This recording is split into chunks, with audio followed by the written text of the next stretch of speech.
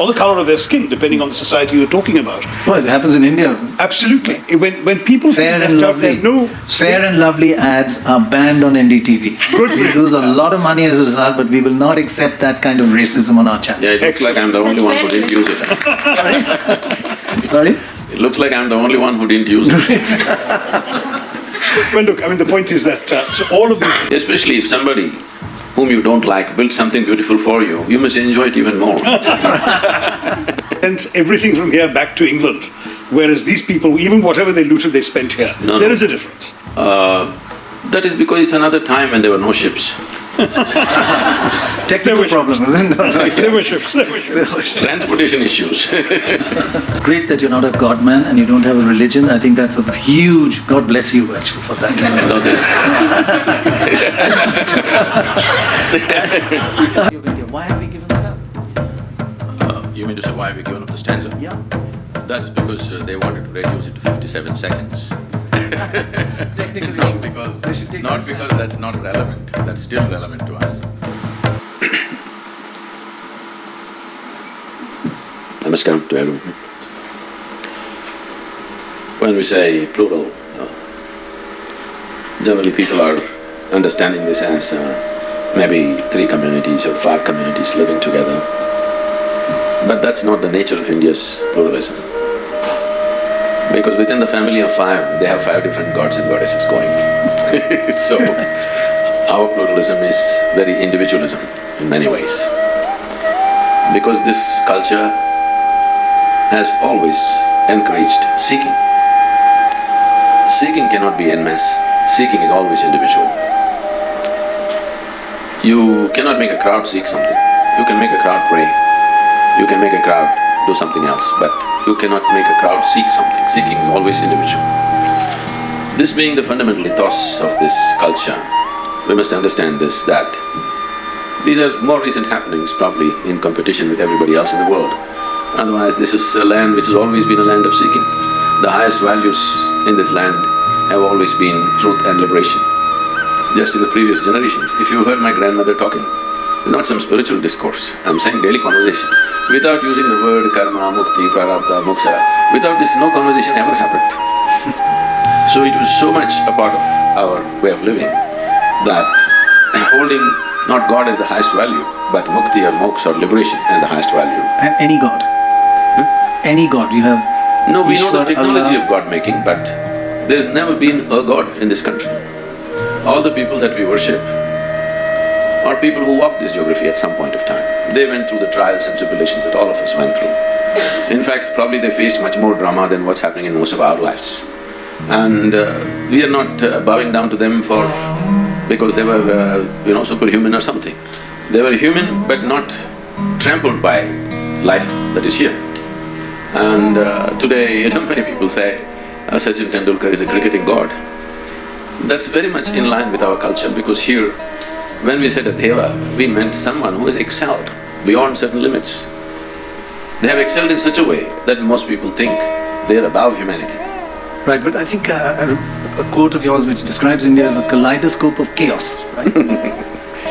So when we say chaos, the choice is like this. You can have a society which is like a manicured garden, and you need a gardener to take care of it every day, to trim you into place every day. Or you can have a society which is like a forest, which will anyway last for 1,000,000 years without anybody's care or concern. So we are like that, we are a jungle. And no tending is needed, nobody needs to manage us, we somehow go on. But Shashi Tharoor, in this forest of diversity that… I think Sadhguru's metaphor is a perfect one, because the problem we seem to have these days is that there are some people who are coming into our jungle and trying to turn it into a manicured garden, into a garden of their design and of a particular shape which admits no other shapes, which is where I think the pluralism debate starts. It is about the various ways in which people define themselves. Religion is very much part of it, but identity in our country takes multiple forms. We have regional identities, which also require pluralism. We have caste identities, which must coexist with each other. We do have religious identities and religious differences, and there are some who seem to say that people of certain religions have more rights in this country than those of other religions. We have also diversities when it comes to things like what Malvika is going to be talking to us about, disabled people and their rights, and are we ready to accommodate them in the same way, give them the same place in the sun the rest of us take for granted. So all of these diversities are part of Indian pluralism. I wrote in India from Midnight to Millennium more than 20 years ago that the singular thing about India is that you can only speak of it in the plural. And there is not just one India, there are many Indias, just as Sadhguru said, multiple ways of experiencing India, the reality of India, the history of India. It's one of the most beautiful... See, we are a nation with 1.3 billion people, packed into 4% of the world's geography. We are nearly 20% of the population. So here and there, we step on each other's toes. If I step on your toe, you don't have to be a Muslim to hit me, all right? Because everything is scarce. From everything, roads are scarce, toilets are scarce, everything is scarce. So we keep stepping on each other's toes, and here and there friction happens. But we must also understand, we are a largely unpoliced country. We are an unpoliced nation, there's really no police. There's no punishment. No, that's not the point. I'm saying there is no law enforcement to stop something happening. Right. Only after it happens, the police will come. You've even seen in the movies, only after everything is done, that's when they come, all right? Because for the population that we have, we don't have that much of law enforcement. So in United States, if something happens, if you give a ring, they say the downtime is 3 minutes and 20 seconds. Fully armed police will be there in less than that time in most places. But if you call here, it's only for the wrap-up. So we are not a police state. For that, I think we are an extremely peaceful country, unpoliced. But everything is scarce, there's enormous poverty, deprivation. So here and there skirmishes happen, that not necessarily because of differences of religion, caste or creed, mainly for economic reasons. There will be rubs here and there. On the color of their skin, depending on the society you're talking about. Oh, it happens in India. Absolutely. When people Fair feel and left out, they Lovely. have no… Fair and Lovely ads are banned on NDTV. Good for We you. lose a lot of money as a result, but we will not accept that kind of racism on our channel. Yeah, it looks like I'm the only one who didn't use it. Sorry? It looks like I'm the only one who didn't use it. Well, look, I mean, the point is that so all of the UP government has issued a tourist handbook that doesn't mention the Taj Mahal because, as you know, their chief minister last month or 2 months ago made a statement saying Taj Mahal is not Indian culture.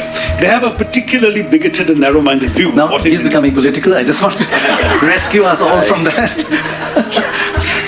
No, it doesn't matter who built it, whether you like the people who built it or not. If somebody builds something beautiful, we must have an unprejudiced eye to appreciate it. When Malvika repeatedly said disabled community, I want you to know, most of the society is disabled in their own ways. Okay? It's not because you lost a hand or leg you become disabled. People are disabled. They tend to disable themselves in so many ways. So definitely Taj Mahal is a beautiful gem in anybody's eye. You cannot exclude that from India. At the same time, I also don't believe that you must say this is the only thing in India. If you come to India, Taj Mahal is the only place to see. No, It's a very narrow way of doing things. I think that's what has been done for a long time. And it's time to change that by projecting everything else. There's so many but other definitely you can't remove a beautiful gem like There's so many other beautiful things. We shouldn't look at who built them, just that they are Yes. beautiful right now. Especially if somebody whom you don't like built something beautiful for you, you must enjoy it even more. But I worry a bit about you saying people you don't like. Is that… No, I'm saying if you don't like somebody and they build something beautiful for you, But are you talking isn't about… there a double joy? But when you don't say somebody you don't like, you're not talking about a community. No, I'm Talk about an not saying, individual. I'm saying I did not know that Taj Mahal is pulled out of the tourism thing. I really did not know that. I'm saying the only reason why you may do such a thing is because you don't like someone who built it. Because there is a history of innovation, there is cruelty, there are terrible truths of the past. Shashi has been… I'm yet to read the book, I have the book, but I've heard him speak here and there about all the things that have been done during the British era, which is very cruel. Absolutely. But if we go to UK now, we don't hate those people. Yes, they have done this to us, we should never forget it. We should never forget it. This has been done to us because this should not be done to us once again. But it does not mean today's generation of English people, we have to hate them. Correct. No, that's not it. So the If same they could goes… give us the Kohinoor back. That's the least you could No, have that done. is that same goes for Islamic invasions. They've done terrible things to us. But we don't have to forget it, we should not forget it. Because Also, we they should stayed and became us, Sadhguru. Huh? They stayed and became us. There were some invaders who came and looted and left. But for many of the people, such as the emperor who built the Taj Mahal, they are us. They are part of our soil, assimilated into our culture. So I want you to know, if there was no World War II, British also would have stayed. So that doesn't mean that happened because of their love for you. No, but Sadhguru, they sent everything from here back to England, whereas these people, even whatever they looted, they spent here. There is a difference. That is because it's another time when there were no ships. Technical problem, isn't it? There were ships. Transportation issues. And besides, they had a land route back home to the Fergana Valley. They didn't use it. It's not easy to go. But you say, whether they did or not, one should not hate them now and should not build walls around them now. Is that your message? See, what I'm saying is, historically, many ugly things have been done by different people. Quite right. Ugly things that have happened to us as a nation, we must remember. Ugly things we've done to ourselves also. That also is there, that's another aspect. Right.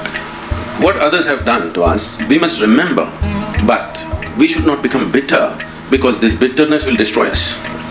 Why we should remember is so that we don't make the same mistakes and get into the same pit once again. That's very important for me. But at the same time, if today, let's say, UK spoke the same language that it spoke during the colonial era, definitely we will not accept them. Unfortunately, with certain groups of people, they're trying to speak the same language which was historically spoken way back. So this creates a whole lot of confrontation in the society. And this entire misuse of this for democratic purposes, when I say democratic purposes, because it's all a number game, so people are playing this game for last 70 years. So naturally you have kind of brought this little bit of fear in others. Fear means people are saying what's happening in Iraq and the Islamic State and stuff, what happened in Kashmir. So people think if these numbers increase, this will happen to us also, because it's happened in the past. So I feel if one thing stops, I think this entire little bit of heat going on between communities will die. That is, you don't try to change the dynamics of demographics. Just let it stay this for the next 100 years. Without anybody trying to increase numbers, you will see everything will level out. This is the only fear. That's why there is reaction. What religion are you? What religion are you? I never identified with myself with any religion as such, because we must understand this. Religion is a very foreign thing to India. Because when you say if you have to belong to a certain religion, you have to believe something. But this has always been a land of seekers. We never ever believed anything. It doesn't matter even when the so-called divine entities came. When Shiva came, his wife asked a million questions. The Shiva Sutra is full of questioning. And if Krishna comes, this man, his disciple, supposed to be asked 1,000 questions. Whoever came, no entity, however divine they were considered to be, could give us a commandment. Only debate he got. Right. Because there was no such idea as the God in our minds ever. So there is no belief system. So how can you say there is a religion? So it's great that you're not a God man and you don't have a religion. I think that's a huge… God bless you actually for that. Food they eat. Sadhguru says, just a fear, it's a fear. So, I was intrigued to hear Sadhguru say that, because obviously some of the fear is stoked up. It is stoked, as you yourself said, partly for political purposes. No. Unfortunately, there is often a politics of polarization that assumes that whipping up certain sentiments will gather certain votes for a particular community. There is a politics of identity that says, let's promote the interests of our caste alone, or our group alone, or our faith alone at the expense of others. So I'm certainly not expecting and accepting the political process whatsoever from this. But at the same time, it is not right, it seems to me, to suggest that this is somehow natural. It is actually… No baby is born intolerant. Somebody's teaching that baby its attitudes, its beliefs, whom to like, whom to dislike. And in the same way, I think in our politics, we are allowing some of our leaders to tell us whom to dislike and why, for reasons that in fact are not part of our daily lives. You rightly said in the villages of India, people live side by side and they don't feel any of this hatred and unpleasantness. Is that a correct interpretation of what you meant? No, because… No, it's not. See, I don't wish to take a political stance because I've never associated myself with any political ideology. At any time, not today. So what I see is, what we are today in many ways, we are products of history, we cannot completely eliminate it. The British history that you have extensively spoken about, written about, the thing about the British is they exploited you commercially. For them, you were just a resource. They had no other interest in you, they don't care which god you worship, whether you go to your temple or you don't go to your temple. But when it comes to these religious invasions that happened, whatever the thought behind that thought you must surrender. You see, if I do something horrible to you today, 10 days later if we meet, at least I must show some regret or remorse in what I have done. When I'm proud of what I have done to you, this is not going to settle, all right? This is what you are expecting. When people are very proud of what they have done to you in the past, now you want it to settle. It's not going to settle. It is just, I'm saying it will just be an academic debate. It is not going to be a social reality. I am not interested in any debate unless it's a solution for the problems that we are in. So what's the solution? The solution is, the important thing is, you can do whatever you want, but you have no business to tell me what I should do, all right? And vice versa. Everywhere. I'm saying for anybody. Yes, yes. Essentially, this is this. Because people believe certain things, because everything that you have to ever know in the universe is written in one book, people are insecure about that, because we know what's written. The question is not whether everybody is like that or not. We're just afraid one day book will play upon us. So one thing that you have to do is, first thing, whatever the past cruelties that have been done, many things, it's not a simple process. See, people have forgotten what has happened in this Delhi, what has happened in one afternoon 20,000 people were killed in one of these days, three centuries ago. People have not forgotten these things because they know what will happen to them. And what has happened in Kashmir, people have not forgotten. Maybe people try to act like it didn't happen, but it has happened. So, if the demographics don't change, you will see everything will settle down. The thing is, continuously people in a very strategic way trying to change the demographic dynamic. Now people are afraid because they know if the numbers increase, what will happen to them? So just don't do that one thing, you will see all problems will settle, believe me. I know the communities very well.